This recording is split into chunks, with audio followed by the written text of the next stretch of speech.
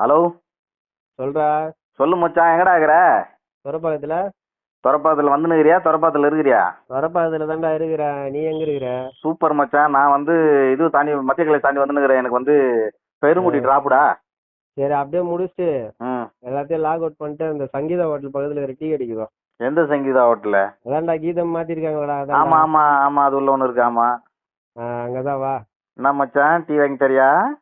Tea கடைக்கு எதுக்குடா கொடுப்பாங்க? பிரியாணி வாங்கி கொடுப்பாங்க. அது சரி மச்சான், பிரியாணி வாங்கி கொடுக்க மாட்டாங்க. டீ கடையில டீ தான் வாங்கி கொடுப்பாங்க. ஆனா நீ வாங்கி கொடுக்குறன்றதாண்டா அங்க ஆச்சரியம். வாங்கி கொடுக்குறியா? எப்போ வந்து நக்கலுக்கு ஒன்றும் குறைச்சல் இல்லடா. வாடா டேய். இல்ல மச்சான், டீ இல்ல ரேட் எல்லாம் ஏத்திட்டாங்களாம். தெரியுமா தெரியாதா உனக்கு? சொன்ன உனக்கு காலையில தான் மச்சான் செய்தியில சொல்லிருந்தாங்க.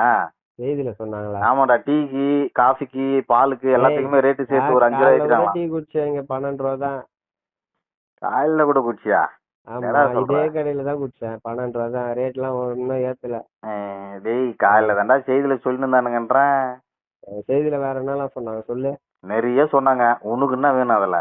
இதெல்லாம் மட்டும் வக்கனையா பேசு நக்கல். ஜிஎஸ்டி பத்தி சொன்னாங்களே, கேள்விப்பட்டியா? இல்ல மச்சான், டேய் அதெல்லாம் எனக்கு எதுக்குடா? ஏதாவது புதுசா ஹோட்டல் தருகிறாங்க, நல்லா சாப்பாடு இருக்குதுன்னு சொன்னாங்கன்னா கேட்கலாம். ஜிஎஸ்டி பத்தி கேட்டு நான் என்னடா பண்ண போறேன்? அதெல்லாம் தின்னணும் பேலணும். சரியான தீனி மாடா இருக்குதுடா. ஏய், சோறு தான் மச்சான் முக்கியம். என்னடா நீ? ஏண்டா டேய், ஜிஎஸ்டி எல்லாம் வந்து கம்மி பண்ணிருக்காங்கடா கவர்மெண்ட்ல. அப்படியாடா? ஆமாடா. எவ்வளவு கம்மி பண்ணிக்கிறாங்க? 30% இருந்தெல்லாம் 28%, அது 28% இருந்தெல்லாம் 22, 22 இருந்தது 18, 18 இருந்தெல்லாம் 12. அதே மாதிரி 5% இருந்து தெரியுமா? இந்த சாப்பாடு சம்பந்தப்பட்டது, அதுக்கப்புறம் இந்த விவசாயம் சம்பந்தப்பட்டது, அதுல எல்லாம் வந்து குறிப்பிட்ட இதுக்கெல்லாம் வந்து 0 ஆக்கியிருக்காங்க. இந்த பண்ணுக்கெல்லாம் கூட ஏதோ பண்ணு ஜாமுக்கெல்லாம் போட்டுருந்தாங்களா? அதெல்லாம் கம்மி பண்ணிட்டாங்களா? எனக்கு கரெக்டா எந்தெந்த பொருள் கம்மி பண்ணிருக்காங்கன்னு எனக்கு சரியா ஞாபகம் இல்ல. ஒரு சில இதுக்கெல்லாம் வந்து 0 ஆக்கியிருக்காங்க. புரியுதா? அதெல்லாம் பார்க்காத முக்கியமானதெல்லாம். என்ன மச்சான் பண்றது? நம்மளுக்கு என்ன தேவையோ அதை தான் பார்ப்பாங்க. சரி, ஆமா. அப்படின்னா கூட வந்து கவர்மெண்ட் நல்ல பண்ணிருக்குது. அதேண்டா ஒரு பெரிய கம்ப்ளைண்ட் மாதிரி சொல்றாத? அப்படியா? நீ பைத்தியமா இல்ல பைத்தியமா நடிக்கிறியா? தெரியலையே மச்சான், நீயே சொல்லுயா. என்ன தெரியல? வேண்டா, 6 மாசத்துல எலெக்ஷன் வரப்போகுது.